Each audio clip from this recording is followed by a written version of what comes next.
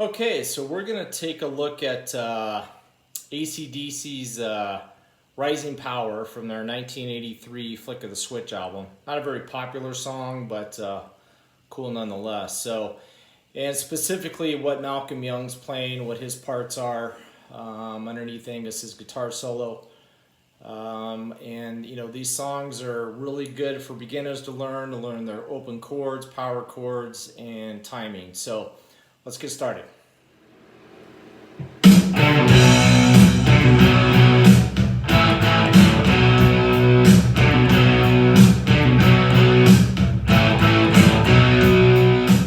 Okay, so that's the main riff of the song.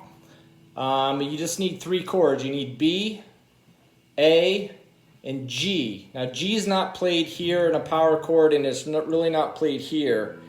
It's just played with the open A, open D, open G strings with an emphasis on the open D and the open G string. So form your B power chord like this. If you form your power chords like this, typically, which I do, you have to kind of adjust a little bit and just form it like this with your middle finger and your first finger and your ring finger, because you're going to need your pinky to pull off on this 5th fret of the A string, which is a D note, but you're going to need to pull that off to the B chord, so it sounds like this.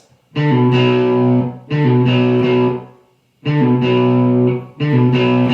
then we go to A, and then open, and then back to B again.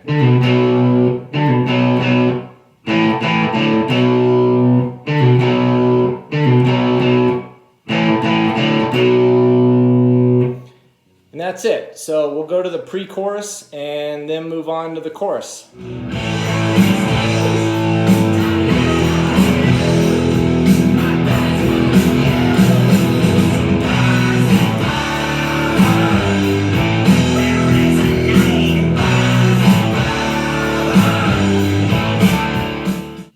So going into the chorus, so we have our main riff, right? So we got our B chord and what we just went over, and then we go to A,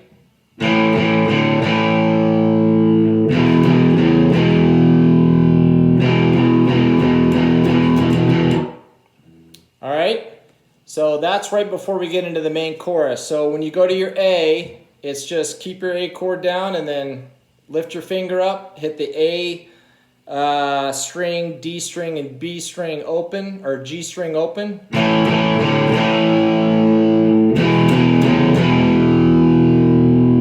And then just stay on your E chord. Now the strumming pattern changes just a little bit at the very end of the E chord. It follows the drum pattern.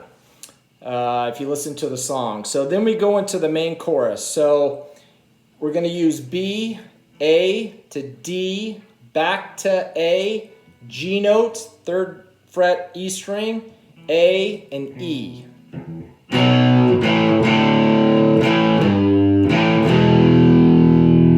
then we do the same thing, except now we're going to end on D instead of E.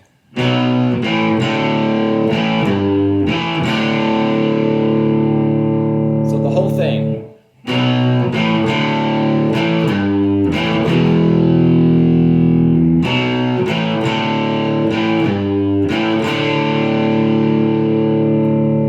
And then we go back to our main riff. But if you notice, when you go back to the main riff, you start on the B chord. You don't start with the pull-off. When the song starts, it starts off like this. But when we always go back to the main riff after the very first chord that's played in the song, it always starts on the B chord and then you pull off. Now we're going to go over what Malcolm's playing underneath Angus Young's guitar solo.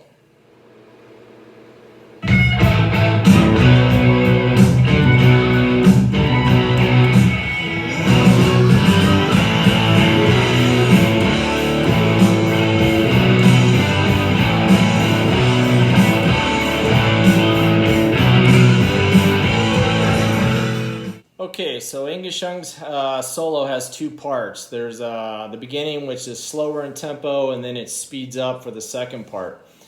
So what Malcolm's playing on the first part of the solo is really just the main riff. All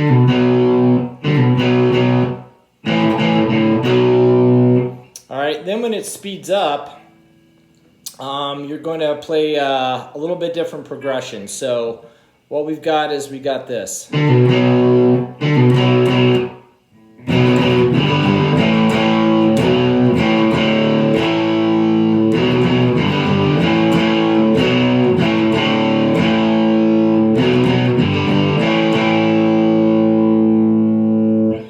So B to A to D, back to A, and then B, A,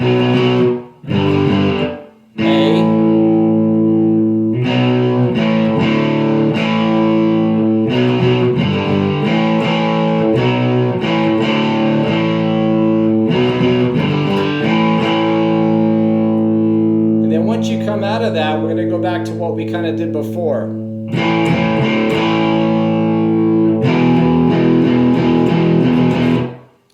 But instead of doing, lifting up on the open E, you're just going to stay on the E chord. All right? Now this is played again, this progression, a little bit later on, right before the ending. But what you want to do is you want to kind of shorten the chords and not let them ring out as much. So it's more like...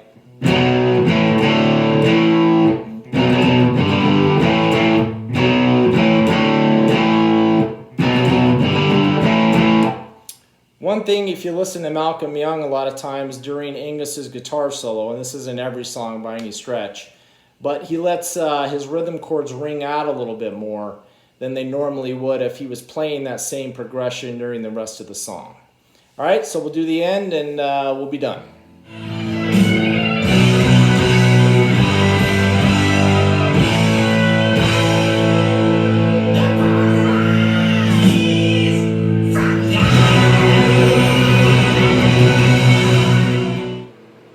So the end of the song. So it's kind of that same chord progression we just did. And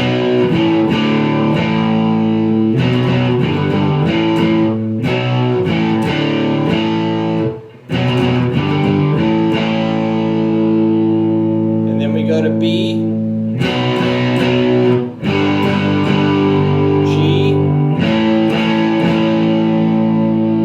and then it ends on B.